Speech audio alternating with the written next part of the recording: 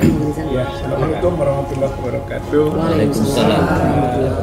Wakil Ketua DPD RI, Pak Samsul Lindung bisa hormati. Alhamdulillah kami berbahagia diterima ini ya. Beliau dalam suasana sibuk ya, kita bisa menerima kita dari TPUA, tim pembela ulama Lipis. Itu yang kemarin berangkat ke UGM Jogja dan ke Solo. Mungkin nanti pokok kita melaporkan dan mungkin mendalami lah, mendiskusikan, dan juga mungkin ada arahan dari pimpinan DPD. Saya kenalkan dulu Bang, Pak Ustadz Ismar, gitu kan, saya kira sudah kenal betul Abang. Lalu Dr. Ilya, kemudian Bu Mary, ya, kemudian Pak Beator, Ibu Ita, Ibu Desi, dan ini Ibu Kurnia, yang kemarin sama-sama berada di UGM dan juga sampai ke Solo. Ya, intinya berkaitan dengan dugaan ijazah palsu, Bang. Itu Pak Wakil Ketua DPD, bahwa sudah begitu ramai soal dugaan ijazah palsu Pak Jokowi, kemudian kita ingin mendapatkan informasi, klarifikasi, bahkan verifikasi tadinya, gitu ya, tapi nampaknya tidak mendapatkan hal-hal itu secara maksimal. Ya, keterbatasan informasi yang disampaikan baik di UGM maupun di Solo di rumah Pak Jokowi. Jadi di UGM itu memang bukan untuk melihat dokumen ijazahnya Pak Jokowi. Karena ijazah Pak Jokowi itu adanya di Pak Jokowi sendiri. Begitu juga pengakuan dari pihak UGM. Tapi di UGM itu tadinya ingin mendapatkan informasi ataupun klarifikasi dokumen-dokumen yang berkaitan dengan kelulusan, gitu kan, Pak Jokowi. Namun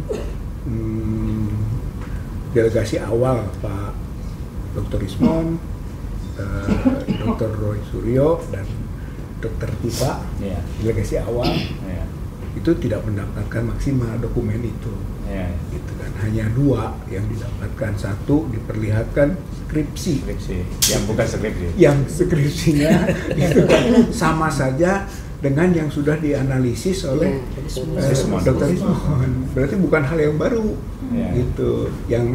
Yang sampai pada konklusi, kalau begitu skripsi palsu, gitu. Begitu konklusinya. Kemudian ada pembanding skripsi yang ternyata juga menggambarkan belepotannya UGM, ternyata itu tesis, gitu kan, tesis untuk gelar sarjana kehutanan. Jadi ini ditipu kita, kata Dr. Ismon. Ini hanya 2 dokumen itu. Nah, sedangkan di Solo saya dengan Bu Kurnia dan Pak Damai Hari Lubis, bertiga tuh bertemu, gitu kan. Tapi Pak Jokowi sampaikan tidak akan menunjukkan itu kan ijazahnya kecuali perintah pengadilan, gitu kan. Walaupun nanti kita bantah itu dengan berbagai argumen. Tapi anehnya ternyata ditunjukkan ke wartawan. Oh, ijazahnya? Iya, pada 11 jurnalis tuh. Sebelumnya jadi sebelum kita bertemu, gitu kan. Itu dia tunjukkan ke 11 media mungkin.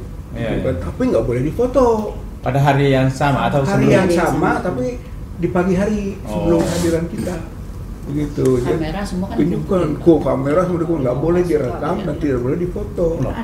Ada apa? Nah ini itulah masalahnya, gitu kan. Walaupun aspek positifnya adalah bahwa wartawan nanya, kok itu foto Pak Jokowi di ijazah UGM-nya berkacamata? Oh iya, katanya, saya sekarang tidak berkacamata karena pecah dan minusnya kecil, sehingga nggak perlu lagi berkacamata.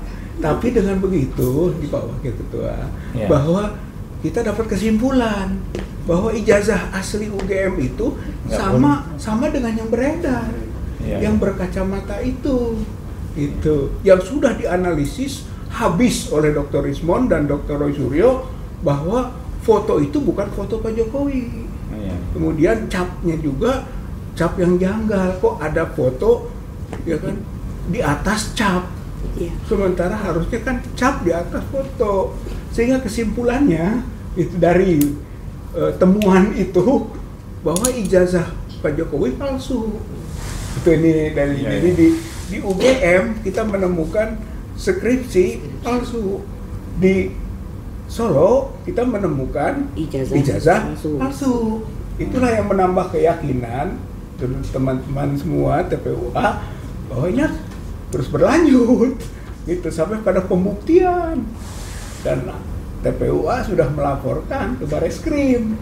Oh udah ya? Udah. Sejak betul itu ada syarat bahwa tidak boleh pakai kacamata untuk foto ijazah. Iya, di sana ada di UGM itu, gitu kan. Walaupun nanti ada dokumen soal ini alumni kok berkacamata, ada itu mah alumni, gitu kan. Tapi soal wisudawan nggak ada, gitu, nggak keluar buku wisudawan. Yang keluar buku alumni pun dibuatnya kapan itu kan nggak jelas itu, gitu. Nah itu jadi tidak berkacamata. Kalaupun berkacamata berarti yang sudah beredar dan sudah bisa dianalisis penuh oleh dua ahli kita, ahli digital forensik Dr. Rismond dan ahli telematika Dr. Roy Suryo. Dan kemudian Dr. Roy Suryo dan Pak Rismond tambah Dr. Tipa dan saya gitu. Itu dilaporkan kan gitu ke polisi oleh yang melaporkan itu pemuda patriot Nusantara. Sebelumnya lawyernya Jokowi akan melaporkan 4 orang gitu. Dan ternyata sekarang ada lagi masuk lagi kelompok baru kan. Pradi. Ini bukan Pradi Oto, Pradi apa gitu kan, ada Pradi gitu. Nah, masuk laporan ke Polda Metro Jaya. Sementara yang kemarin ke Polres Metro Jakarta Pusat. Ya. Tuduhannya penghasutan. Nggak berani masuk ke materi jadi pemalsuan. Kita sudah masukkan pengaduan masyarakat ke Bareskrim, itu kan. Kemudian dia melaporkan 4 orang. Jadi sekarang sudah masuk ke ranah hukum, begitu maksudnya Pak Ketua, gitu kan. Karena masuk ke ranah hukum, berarti perlu semacam kepedulian yang lebih besar dari seluruh elemen. Karena ini sudah ada peningkatan mengenai kualitas, gitu kan, perburuan ijazah Pak Jokowi, gitu. Supaya juga mungkin pengawalan hukum juga harus lebih besar, gitu kan, karena kita tahu kadang-kadang juga hukum dipergunakan sebagai alat kekuasaan, gitu. Jadi mudah-mudahan kehadiran kami, gitu kan, TPUA ke DPD juga memohon juga ikut sertanya DPD, gitu kan, mengawal bersama lah, gitu ya. Intinya mah bagaimana agar sampai kepada proses bahwa ijazah Pak Jokowi UGM dan skripsi, gitu ya, UGM-nya itu, S1-nya itu asli atau palsu. Sebenarnya hanya itu saja yang kita butuhkan. Mau lembaganya ke Bareskrim atau lembaga riset universitas yang punya kompetensi untuk itu, atau lembaga-lembaga lain, gitu, yang mungkin juga di sini diharapkan TPUA, DPD gitu juga ikut serta, gitu, membantu mengawal sampai kepada betulkah ijazah dan skripsi Jokowi itu asli atau memang palsu seperti yang menjadi dugaan kita. Dan jangan sampai terjadi kriminalisasi, gitu kan, untuk proteksi penyembunyian informasi, gitu. Saya kira intinya itu mungkin yang bisa saya sampaikan. Nanti teman-teman bisa menambahkan mungkin, Pak. Silakan kalau ada tambahan dulu. Biar nanti Pak Tamsil bisa lebih mengarahkan. Bukunya Pak Peter, ada tambahan? Oke. Bukunya dulu, Pak. Apa Pak Peter dulu? Ibu. Saya dulu ya. Bismillahirrahmanirrahim. Assalamualaikum warahmatullahi wabarakatuh. Waalaikumsalam. Tetap kita assalamu ala asrafil anbiya wal mursalin wa ala alihi wa ashabihi ajmain, amma ba'd. Bapak Tamsil Lindrung yang kami cintai ya. Kita harus mencintai Pak Tamsil Lindrung. Dari kemarin sampai sekarang yang menerima kita Pak Tamsil Lindrung. Ya, walaupun tentu atas nama DPD RI begitu ya. Kami sangat mendapatkan kesempatan yang luar biasa untuk bisa menyampaikan hasil daripada misi kami berangkat ke Yogyakarta dan ke Solo begitu. Sebenarnya ini saya sambil yang lain. Saya luar biasa ini, kita perlu mengucapkan apa ya? Penghargaan yang besar kepada abang kita, Bang Rizal Fadila. Jadi dia yang berjuang, salah satunya yang paling perkasa ini, dia juga yang dilaporkan, tapi dia lagi yang melaporkan kepada DPD. Jadi kami ini agak kurang lengkap timnya ini Bang, ya kan? Bang Egy dalam kondisi sakit, ya kan? Masih di Surabaya. Masih di Surabaya. Mudah-mudahan kalau sehat bisa pindah ya untuk ke Jakarta begitu. Jadi kita harap maklum kalau pada hari ini dia tidak bisa mengawal kami begitu. Bang Azam mungkin belum mencapai ke sini karena beliau juga dengan orang tuanya luar biasa ya. Dua-dua orang tuanya sakit semua ini. Jadi kami ini di TPUA ini diberikan oleh Allah suatu tugas yang ke dalam maupun keluar begitu. Nah yang ada ini sekarang berusaha untuk menyampaikan kepada Pak Tamsil Lindrung dengan mengupayakan sekomplit mungkin begitu. Tadi Pak Rizal Fadila sudah menyampaikan dan itu sudah komplit sebenarnya Pak. Oleh karena itu saya tidak akan mengulang bagian itu, tapi saya ingin mengulas bagian lainnya begitu Pak. Kami membutuhkan DPD. Karena kami lihat sepanjang perjalanan perjuangan ini DPD itu termasuk satu-satunya yang paling mengakomodir daripada perjuangan umat begitu ya. Nah tentunya alhamdulillah di bawah pimpinan Pak Tamsil Lindrung. Kejadian terbaru ternyata berlanjut setelah kami pulang dari misi tersebut adalah biasa itu. Akhirnya mulai timbul laporan-laporan seperti itu ya Bang ya.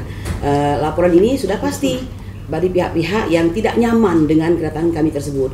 Padahal kalau kita mau runut tidak ada alasan untuk tidak nyaman karena ketika kami berangkat kami telah berkirim surat secara formal 2 kali ya baik kepada UGM maupun kepada Bapak Joko Widodo dan sikap beliau kan cukup dewasa dengan mempersilahkan kami untuk hadir di sana begitu, menerima dengan baik, berbicara dengan baik tanpa emosi, jadi masing-masing menyampaikan begitu.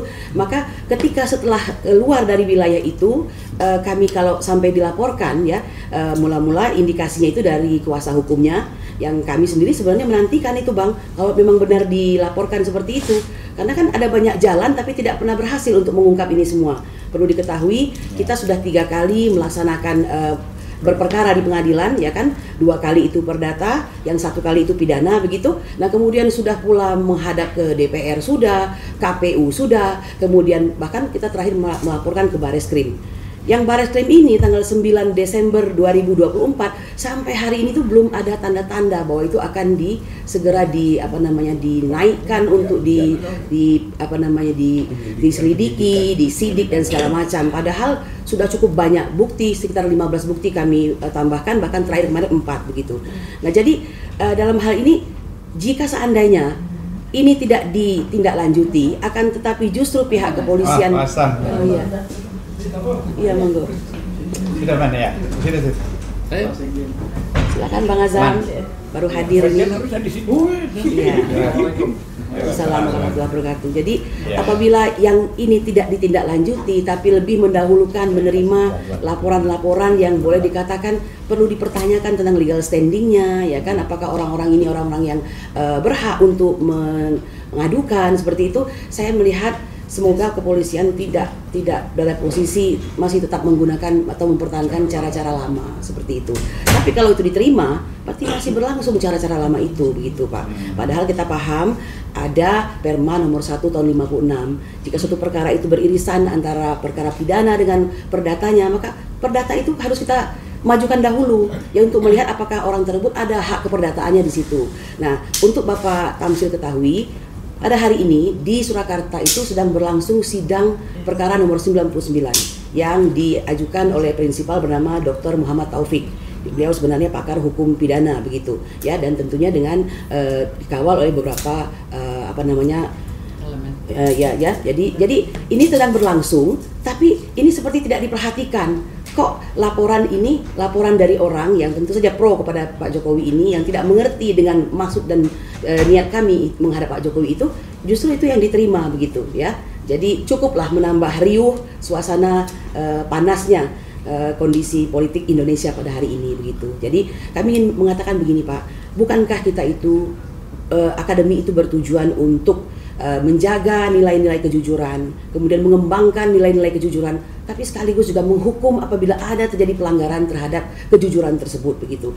Dan pada hari ini yang ada di situ ada UGM di situ dan melibatkan seorang mantan kepala negara, ya 2 periode pula begitu. Jadi jangan menganggap bahwa orang yang sedang berusaha untuk menegakkan kebenaran dan keadilan ini sebagai orang yang membuat rusuh begitu. Sehingga menurut saya tidaklah pantas seorang yang harusnya dianggap sebagai pejuang itu diberikan hadiah kriminalisasi itu begitu. Nah, oleh karena itu kami hadir kemari kepada DPD selain menyampaikan apa yang sudah kami lakukan sebagai bentuk kecintaan kepada bangsa Indonesia yang tentunya insya Allah boleh dikatakan ini tidak main-main ya Pak. Kami ambil peran itu yang mungkin tidak diambil oleh orang lain begitu.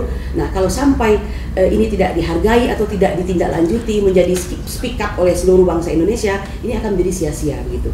Nah oleh karena itu kami ingin mendengarkan tentu saja bagaimana tanggapan Bapak Tamsil dalam hal ini. Mungkin nanti akan tambahkan lagi. So Bang Azam langsung. Ini saya tambah sedikit dulu. Iya silakan. Ya.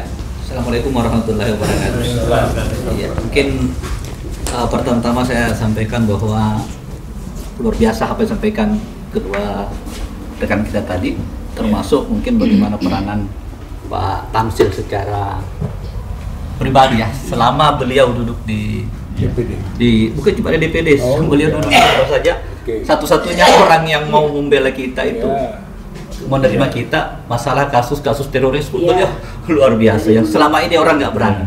Beliau lah yang sampai dituduh macam-macam. Jadi patut kita syukuri, alhamdulillah Allah memberikan kita juga salah satu orang yang eksis untuk bisa menyampaikan kebenaran tanpa takut apapun. Jadi kita juga akhirnya menjadi dorongan buat kita, jadi penyemangat kita juga harus berani. Makanya kita ini dari TPU Ustaz, kita tidak ada niat apapun, tidak ada kita bahwa kita akan mendapatkan apapun pujian atau tidak ada sama sekali. Kita betul mutlak bahwa kita ingin melihat negara kita baik. Kita menginginkan bahwa seorang Jokowi itu adalah mantan presiden Indonesia. Andaikan beliau mungkin selama ini berprestasi baik, tidak pernah dilihat kebohongannya, mungkin orang satu kali dia ngomong kita pasti percaya. Nah itulah yang menyebabkan sehingga kita jadi bertanya-tanya gitu loh. Nah kemudian ada permasalahan ijazah ini, kita akhirnya konsen untuk persoalan ini. Kenapa kita menginginkan bahwa kita mau melihat langsung ijazah itu? Karena kan secara tadi sekilas mungkin sudah disampaikan Pak Rizal tentang bahwa itu sudah dianalisa oleh pakar. Dan itu yang saat ini yang muncul itu udah jelas, sudah pasti bahwa itu adalah palsu. Nah, andaikan saja teman-teman siapa yang melihat itu? Yang melihat langsung jasa itu wartawan mau bersaksi di pengadilan ataupun di Mabes Polri, itu sudah cukup sebenarnya bahwa udah bisa bahwa itu adalah palsu. Tapi mereka juga tidak mau. Jadi kita mau melihat gitulah secara langsung bahwa betul-betul gambar itu sama dengan yang sudah dianalisa. Karena itu sudah terbukti itu adalah sebuah kepalsuan. Nah, ini yang membuat kita jadi terkendala gitu ya. Itu pertama mungkin. Kemudian kenapa kita sangat berharap bahwa ini kita harusnya beramai-ramai untuk bisa mengawal kasus ini, kan kita sudah mengalami hal yang sudah sering seperti ini. Kita dulu di GNPF kita terlapor itu ada kurang lebih 70-an ulama dan aktivis, semuanya adalah korban. Yang sekarang mereka pun akhirnya pada berantem juga sendiri antara PDIP apa segala mereka. Mungkin sekarang udah berbeda, mudah-mudahan saja tidak sama dengan yang dulu. Ketika beliau rezim Pak Jokowi itu kita ada berapa ya kita yang ulama-ulama kita itu ditangkap tanpa proses yang benar. Nah kita ini tidak mau terjadi lagi gitu loh. Kita tidak mau teman-teman kita yang hanya memang betul-betul tidak ada apa istilahnya tendensi apapun untuk mensrea, ya. betul-betul beliau memiliki keinginan bagaimana caranya bahwa ditempatkan suatu persoalan pada tempatnya. Iya, iya.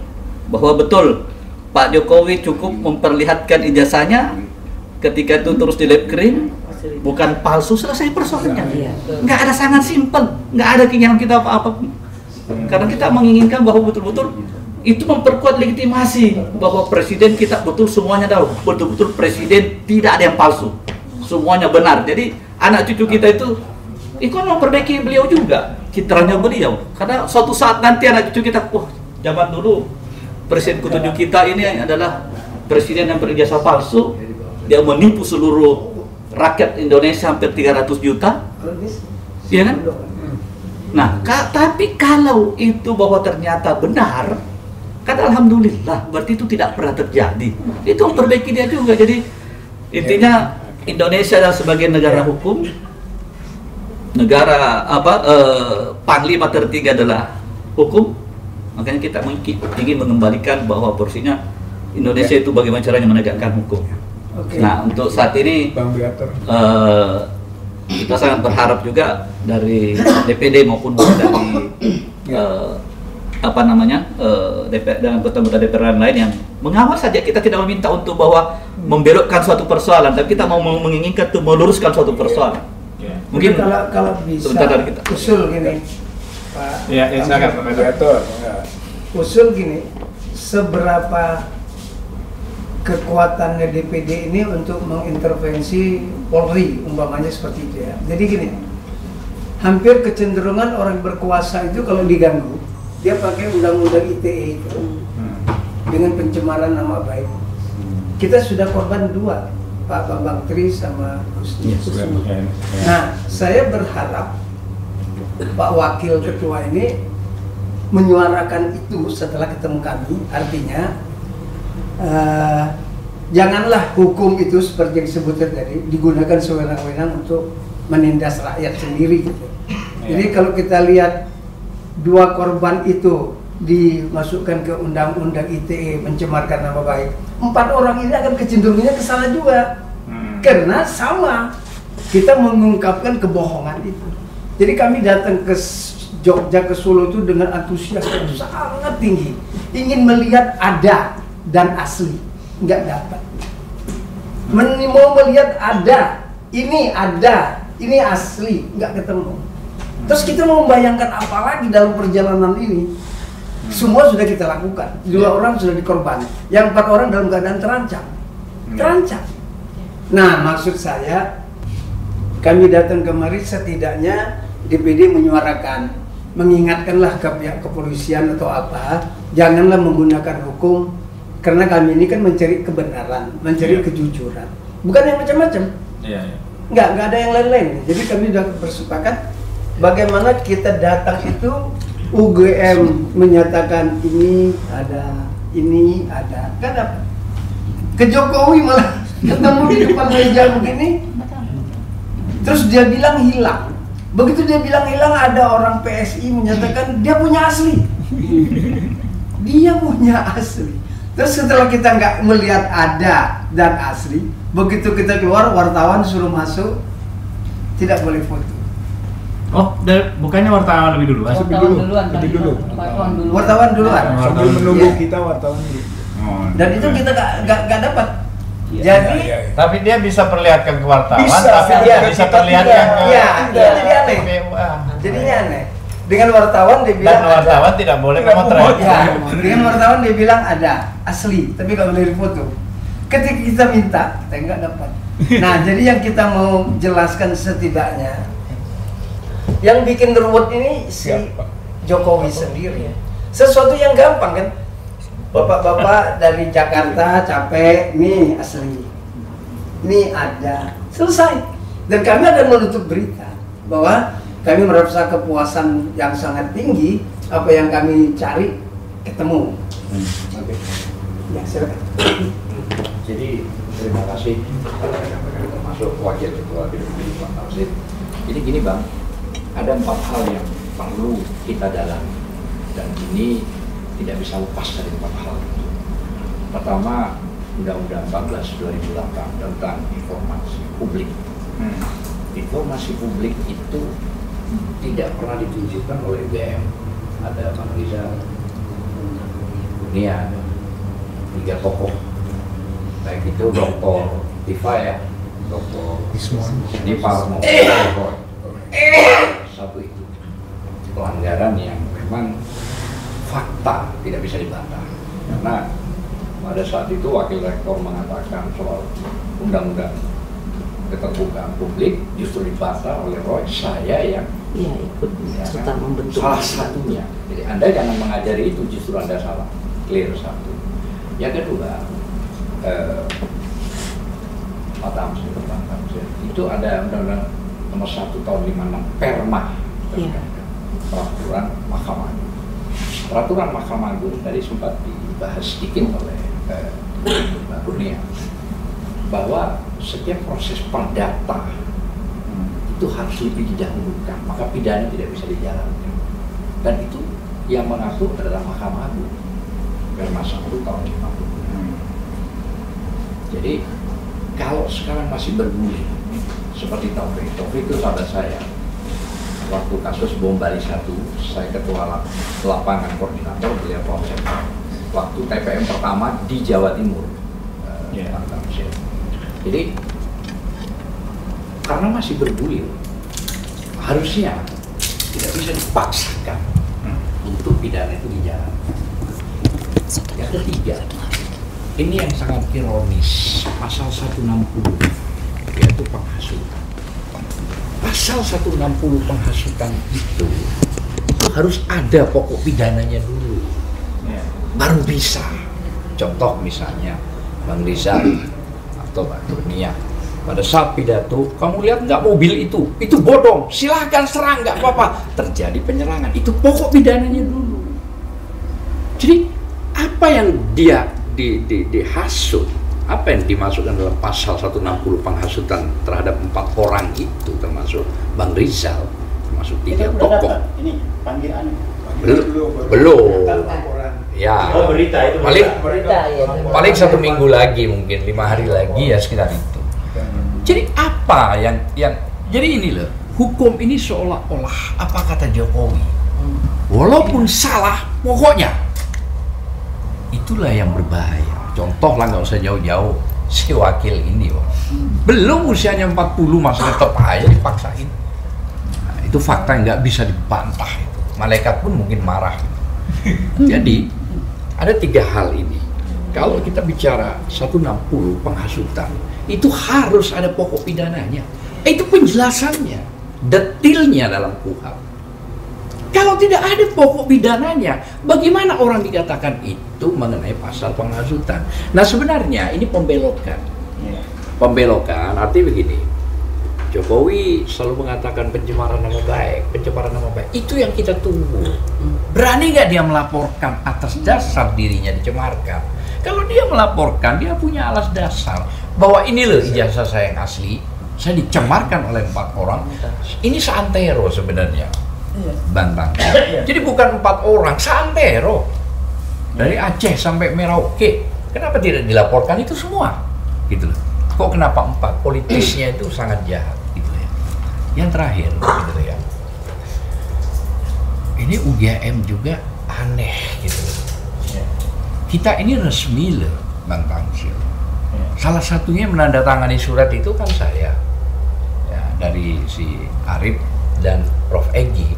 Artinya resmi kita mengajukan surat untuk silaturahim, halal bihalal, terus klarifikasi. Dan di situ ada banyak sekali pertanyaan yang diajukan karena permintaan.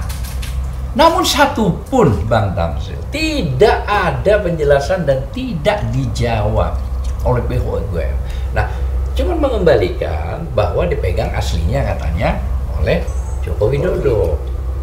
Nah, tetapi UGM menerima kita akan menyiapkan 36 item. Satu pun item di atas meja tidak ada. Mungkin yang ada aqua ya. Kira-kira begitu, Bang Tamsil. Sampai pun beliau ini bertiga ya dengan Pak DHL juga ke rumah Jokowi, justru dikatakan Anda tidak punya hak. Lalu bagaimana dia menunjukkan kepada publik tadi yang sudah disinggung wartawan tapi nggak boleh difoto, sangat aneh. Gitu. Iya, aneh pokoknya. Iya, sangat aneh. Jadi undang-undang keterbukaan publik informasi itu wajib. Kenapa itu wajib? Karena dia 25 tahun itu mendapatkan keuntungan yang super. Dari wali kota 2 kali, gubernur sampai presiden, dan 2 sarjananya, Dr. Andes dan insinyur. 2. Terakhir Bu Uni ngomong kedokteran lagi. Ah, itu kedokteran kandungan ya, bukan? Oh, nah begitu dong. Ya kedokteran dia bilang gitu. Akhirnya diralat gitu lah. Artinya, maksud saya gini Bang Tamsil. Saya melihat indikasi negara ini dibuat porak-poranda. Satu universitas yang besar juga dibuat begitu. Tapi kenapa maksud saya itu para tokoh nasional ini tidak turun mempertanyakan, ini bahaya loh. Orang yang tidak memiliki pendidikan karuan, tapi jangan merusak universitas yang besar, jangan merusak negara, jangan merusak sistem, apalagi mempidanakan orang yang tidak bersalah. Bagaimana orang berkata benar sebagai rakyat, meminta gitu loh ya. Karena Undang-Undang Dasar pasal 1 ayat 2 daulatnya itu adalah rakyat. Baru yang ayat 3 itu dijelaskan hukum sebagai panglima. Hilang ini semua. Saya kira itu aja. Terima kasih. Ya, baik. Mau dijawab dulu. Iya, Pak Tamsil. iya, terima kasih. Pertama-tama saya menyampaikan terima kasih kawan-kawan semuanya bisa hadir di sini dan saya mendapat informasi yang banyak karena langsung saya bisa mendapatkan selama ini hanya membaca di media tentang pertemuan yang terjadi baik itu di Gede Mada maupun di Solo. Saya banyak membaca juga tempatnya Pak. Saya sebenarnya masih ada beberapa acara tadi sudah dijadwalkan, tapi saya memang minta supaya bisa didahulukan teman-teman dari DPUA ini karena baru kemarin sampai infonya ke saya. Dan sebelumnya sudah ada beberapa, ada dari kami ini saya lihat, ada dari PBHMI, ada dari kunjungan delegasi internasional, delegasi parlemen, kemudian nanti ada gubernur provinsi Sichuan, Cina, kemudian malamnya halal bihalal ini Jati, jaringan alim Timur Tengah. Iya. Simatupang di mana? Ya, di gedung 65 itu. Jadi gini, semua yang disampaikan tadi, saya kan sejak awal sudah berkirim surat dulu ke Pak Jokowi juga waktu dia masih presiden. DPD. Saya sudah minta diperiksakan kesehatannya kan. Karena apa? Saya lihat beliau ini orang cerdas, orang bertindak itu punya keahlian yang luar biasa. Satu aja kelemahan beliau, tidak satunya kata dengan perbuatan. Dan itu sangat dibenci di dalam Al-Quran. Iya.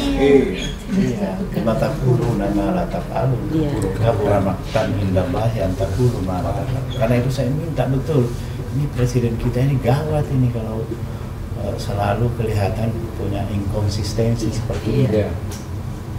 Nah, saya berharap teman-teman ini yang tadi semua disampaikan itu coba berkirim surat ke saya secara resmi satu bulan ini. Dan saya akan teruskan misalnya ke Kapolri, kemanapun saya akan dulu dan melampirkan surat itu. Itu yang saya bisa lakukan. Saya mempertanyakan. Semua elemen lah ya kita. Iya, jadi misalnya tadi terkait dengan pasal-pasal yang disampaikan, dengan informasi tentang keterbukaan, terus tentang simple bahwa kita itu jangan dicurigai macam-macam. Kita cuma mau bertanya sebab ini sudah menasional, bahkan mungkin sudah menginternasional. Menginternasional karena dia masuk dalam kategori OCRP. Kita nggak ingin ketipu 2 kali, tiba-tiba anaknya jadi presiden. Nggak ada ijazah juga. Itu makanya itu tadi yang disampaikan suratnya sini kemarin semua yang mengadu ke saya itu ada beberapa, ada persoalan tanah kayak Muhtar Tompo untuk di Antang sekian puluh hektar itu, dia sudah ada putusan pengadilan, dia dimenangkan. Saya kirim surat ke Menteri BPN. Kawan kita. Iya, saya minta dijawab. Dia sudah jawab itu bahwa putusan pengadilan itu sudah diakui, bahagian dia apa segala macam. Cuman kita masih menunggu supaya putusannya inkrah gitu. Nah, saya minta lawyernya mempelajari. Jadi kayak gitu. Ada lagi kasus di Sulawesi Tengah dan Sulawesi Tenggara. Ya, kemudian datang ke sini setelah saya berkirim surat juga, bertemu dengan mereka dan mereka menyelesaikan di depan saya. Selesai. Itu bagus. Itu. Karena kalau tidak diselesaikan, saya bilang ini panjang. Nah, Egy juga itu. Saya kira saya tahu siapa dulu yang ikut itu. Ya, kasusnya dengan Kalengembah. Iya. Saya juga begitu. Jadi konkret kalau seperti itu. Tapi kasih kami ini supaya saya jangan dianggap berimprovisasi sendiri. Saya tidak banyak yang saya bikin, tapi surat yang dikirim ke saya selanjutnya saya teruskan kepada kepolisian atau kemana, sampaikan. Dan kalau dia tidak jawab, kita panggil untuk rapat kerja. Kan itu simple aja sebenarnya kerja kita ini. Iya, cuma begitu aja. Kalau dia tidak datang, kita panggil 1 kali, kita panggil 2 kali, 3 kali, cuma begitu. Cuma memang DPD tidak punya kewenangan untuk memanggil paksa. Nah, itu aja kelemahannya. Tapi saya menggunakan media. Ini saya panggil biar media baca semua juga. Itu. Jadi kita hearing. Nah, kebetulan media sosial juga banyak di kami ini, banyak sering kumpul di sini. Bahkan dulu waktu saya memimpin menjadi ketua kelompok DPD di MPR, setiap hari Selasa saya bertemu dengan media di bawah itu. Kalau nggak salah Pak Beto pernah menjadi salah satu narasumber. Jadi kita panggil yang lain narasumber, media ikut. Pokoknya kita yang penting kumpul-kumpul, ya sambil makan siang sama-sama. Nasi bungkus bisa selesai, banyak dia beritakan. Nah, setelah viral kan ada juga yang mengatakan no viral, no justice. Ya udah, ayo kita viralkan supaya justice. Iya, dibuat seperti itu aja. Dulu juga ada polisi yang tersinggung ketika saya sampaikan seperti itu di Jogja. Nah, saya bilang ya kalau enggak begitu ya bagus, tapi jangan sampai polisi ini yang dulu, saya kira kita dulu sering ke Pak Hugeng kan, ke rumahnya Pak Ali Sadikin setiap Selasa Kamis, kita bertemu dengan beliau itu. Diskusi dengan Pak Ali Sadikin. Diskusi. Itu Pak Hugeng itu kita anggap sebagai polisi yang luar biasa.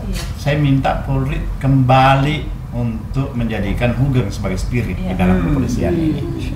Hugeng itu mendapat award, sebagai yang paling polisi berintegritas, polisi berinovasi, berdedikasi, pelindung perempuan dan anak, pelindung perbatasan. 5 itu. Sekarang ada polisi Kapolres memperkosa. Padahal Hugeng itu pelindung. Jadi saya bilang jangan sampai ini yang lebih dikenal orang daripada Hugeng yang begitu baik. Sampai Sambo lebih dikenal. Polisi bunuh polisi. Polisi bunuh polisi. Polisi bunuh istri. Polisi bunuh ibunya. Ini nggak boleh terjadi lagi. Karena itu ada teman-teman bilang untuk jadi polisi itu tidak boleh sekedar lulusan SMA, harus S1. Supaya jangan hanya fisiknya saja yang diperkuat, bisa lompat dari ketinggian 20 meter. Tapi perlu juga lompatan pikirannya. Lompatan pikirannya. Karena lompatan kasus ya cuma sedikit yang seperti itu. Tapi meluas diketahuinya. Ya. Atau saya salah kalau saya katakan cuma sedikit. Saya nggak tahu. Jangan-jangan ada yang bilang, enggak, saya punya data banyak. Seperti itu. Saya kalau kalah data ya sudah, saya nggak lanjutkan. Maaf, saya potong. Ada 2 hal lagi yang penting, Pak. Yang pertama ini menyangkut tadi sempat disinggung legal standing. Sama sekali itu Papua tidak ada legal standing. Tapi kita masukkan dalam surat ya. Ya udah, makanya itu kirim suratnya, kita masukkan semua. Masukkan dalam surat itu. Sekjen tuh. Nanti saya kasih pengantar cuma singkat aja. Sejauh mana ini yang kedua dan bisa harus mendapat jawaban dari yang kepolisian. kedua Iya. ini sudah kita dapat info bahwa keempatnya ini akan mengarah kepada penahanan. Ya. Dapat info. Iya itu. Apa aja kira-kira yang perlu disampaikan dalam surat itu? Silakan. Penangguhan penahanan. Kalau proses hukumnya jalan nggak ada penahanan nggak apa-apa. Kita bisa membangun supaya secara profesional. Tapi kalau sudah belum apa-apa, Main pemeriksaan perusahaan, pertama iya. sudah nggak boleh pulang. Biasalah pressure. Ini terjadi pasti. Iya. Saya katakan pasti karena pasal 160 itu 6 tahun. 6 tahun. Iya. Dan pasal 60 itu tidak ada kaitannya dengan apa yang terjadi pada Sumpah. Nah itu makanya yang disampaikan itu ini tidak ada kaitannya dengan itu. Karena kalau pasal itu kan memang benar bisa ditahan dengan itu, tapi apa kasusnya? Iya. Pokok pidananya nggak Iya, terpenuhi. pokok pidananya tidak ada. Ya itu. Jadi dia Tapi saya kira tadi taruhan, Bang. banyak sekali tadi masukan-masukan, informasi-informasi. Saya pikir itu yang perlu dikirim Kita secara tertulis. Iya. Terutama dengan ini. Ada Karena letter. itu kita Sudah akan dibeli untuk kita cuman sederhana aja. Saya meneruskan meminta jawaban Kapolri terkait dengan itu. Karena gini, Iya. kalau misalnya logikanya ada di medsos, logikanya kalau misalnya dia punya yang asli, dia nggak perlu membayar pengacara hanya untuk membela dia. Iya itulah makanya saya bilang tadi itu kan ada inkonsistensi. Makanya saya bilang tadi ini perlu buktinya dia bisa perlihatkan wartawan. Iya. Dia tidak bisa perlihatkan yang Tapi Iya, dia tidak nggak mau. perlu, dia nggak perlu pengacara. Kalau dia punya asli kan dia. Ya itulah saya bilang di sini ada kan gampang Pak. Nih teman-teman sekalian ini ya silahkan dilihat ini Tidak ya. logis, tidak Jadi logis. tidak gampang menambahkan yang asli itu, Bang. Iya jangan membuat saya ingin mengatakan Pak jangan membuat situasi ini gaduh. Siapa yang gaduh ini? Ya, karena kalau ditunjukkan saja seperti itu sudah selesai. Ya kalau tidak bisa menunjukkan kepada teman-teman lagi kepada wartawan bisa, mungkin kepada saya Sebagai wakil kita. bersedia sekaligus menjadi jembatan untuk menyelesaikan semua ini. Tidak perlu ada yang dikriminalisasi. Itu Iya. betul. Dan saya akan kirim surat seperti itu. Silakan kasih ininya. Iya, Oh, lengkapnya. Kalau misalnya beliau Kemarin ada surat itu saya sudah minta teruskan itu ke lembaga internasional untuk mempertanyakan itu. Terima kasih, Iya. Bapak. Terima kasih. Apakah bisa betul masukin juga presiden ya kami dari- dimasukkan sebagai dari perempuan, dari civil society ya, Pak ya. Iya dari mana aja pokoknya kita kirim. Nggak ada masalah di sini kalau surat ini saya punya staf banyak. Udah kirim ke lembaga internasional soal forensik foto itu. Dokter Tifa sudah. Dokter Tifa belum, tapi dia akan termasuk mengambil langkah-langkah itu. Itu harus. Saya sudah ini komunikasi. Jadi kalau dia memperlihatkan kepada Bapak aslinya, misalnya bilang nih Pak, pada aslinya kalau Bapak saya mau, ya nanti kami validasi itu. Iya, udah bisa seperti itu. Karena kelihatannya beliau tuh masih mau panggung ya, Pak ya. Saya lama-lama saya nggak mau berspekulasi yang lain-lain, tapi Yang ini aja. yang ini aja. Yang ini aja kita coba selesaikan. Pak Ustadz ya, Pak Ustadz. Pak Dr. Sidik, Pak Padilla. Ya Pak Badila mendoakan Jokowi pergi ke Vatikan tidak kembali lagi. Kita khawatir Dia ke sana ya? Iya, Pak. untuk CRP ini Ikut pemakaman. KKB adalah pulang lagi. Ada panggilan sidang loh tanggal 24. Diutus presiden. Diutus, Iya, betul. untuk ikut pemakaman apa namanya Sama paus. OCC Mantan presiden PSRP itu. diutus. Mungkin Pak Prabowo bilang udah deh sekarang aja dia suruh bahasa Inggris lagi di sana. OCCRP itu berjanji kepada kita KPK untuk mengundang audiensi. Berjanji kepada kita. KPK.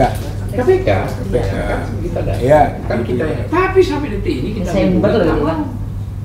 Januari ya. Kita mau bulan kelima. Nggak berapa lama udah ke sana kita. Iya. Iya, spesial. Enggak, bukan Januari. Bulan 3 kita ke sana. Maret. Iya, Iya, sudah. akhir-akhir bulan 3 kita ke sana. Sebelum puasa ya betul. Ya mengajukan lah ya. Ya artinya ya cuman saya sendiri gitu loh. Nah, dari TPUA saya yang mengajukan, ketemu, akhirnya datang yang kedua kalinya ada Bang Rizal, Muslim sama FPI. Masuklah kita diterima berdua ya kan. Dan berjanji akan mengundang untuk audiensi tentang masalah OCCRP. Nah si KPK itu bertanya kepada saya, Bang Azam apa punya bukti? Loh, jangan tanya aneh, tanya salah OCCRP. Saya sebagai rakyat merasa, loh, kok saya punya mantan presiden dizolimi oleh asosiasi, tolong periksa, saya bilang gitu, Jokowi. Kalau tidak terbukti, publikasikan dan suruh Jokowi untuk mensomasi. Setelah itu perang untuk menggugat posisi RP. Kalau Jokowi nggak mau, suruh beri surat kuasa kita yang gratis.